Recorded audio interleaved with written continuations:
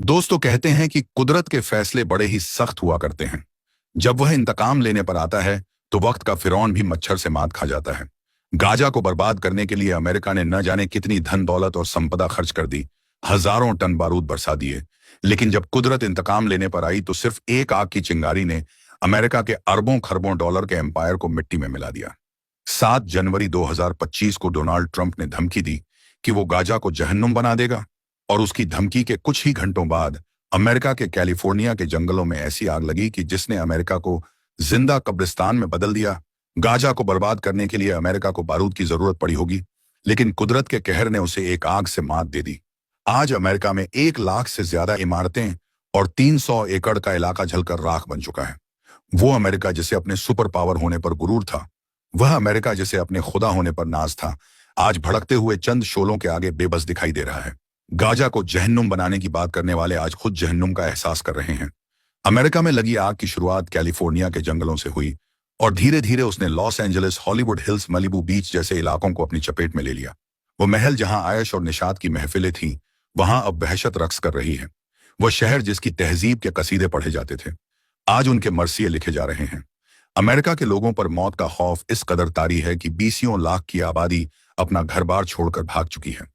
Gaza पर बारूद बरसाने वालों के घरों में भी अब खंडहर और आग के ढेर के सिवाय कुछ नहीं बाकी बचा है। इस आग ने दुनिया के सबसे महंगे इलाके, माली बारी, एक्टर्स और लोगों के बंगले मौजूद थे। इनमें बड़ी तादाद उन एक्टर्स और अमीरजादा की थी जिन्होंने खुलेआम फिलिस्तीनी मुसलमानों के नरसंहार का समर्थन किया था। अमेरिका के मशहूर एक्टर जेम्स वुड्स ने कभी कहा था कि गाजा के तमाम लोगों को कत्ल कर देना चाहिए। उनके लिए कोई रहम नहीं, कोई जंग बंदी नहीं और किसी भी तरह की माफी नहीं होनी चाहिए।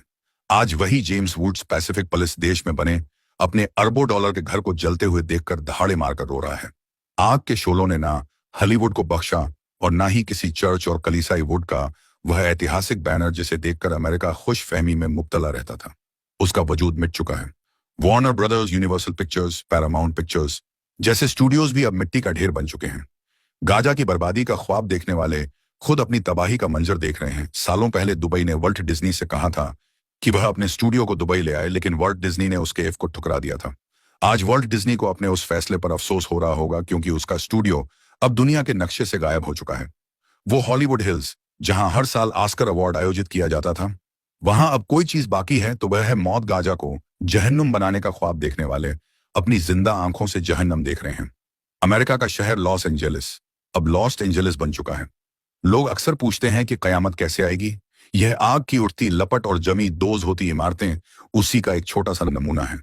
अमेरिका में इस वक्त 90 से 110 किलोमीटर प्रति घंटे की रफ्तार से हवाएं चल रही हैं, जो इस आग को पूरे अमेरिका में फैलाती जा रही है। यह आग हर मिनट में 5 फुटबॉल मैदान जैसे इलाकों को जलाकर राख कर दे रही है। एक अंदाजे के मुताबिक आने वाले वक्त में इससे अमेरिका को 200 अरब डॉलर का नुकसान उठाना पड़ सकता है। यह नुकसान कितना बड़ा है उसका अंदाजा इसी बात से लगाया जा सकता है कि मुकेश अंबानी की कुल संपत्ति सिर्फ 95 बिलियन डॉलर है। वह अमेरिका जो पूरी दुनिया में आग लगाने का माहिर था, उसके घर में आज खुदा ने आग लगा दी है।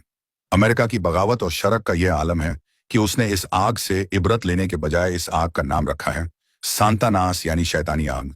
इस आग ने लगभग 42 वर्ग मील का इलाका जलाकर राख कर दिया है, जो लगभग सैन फ्रांसिस्को शहर के बराबर है।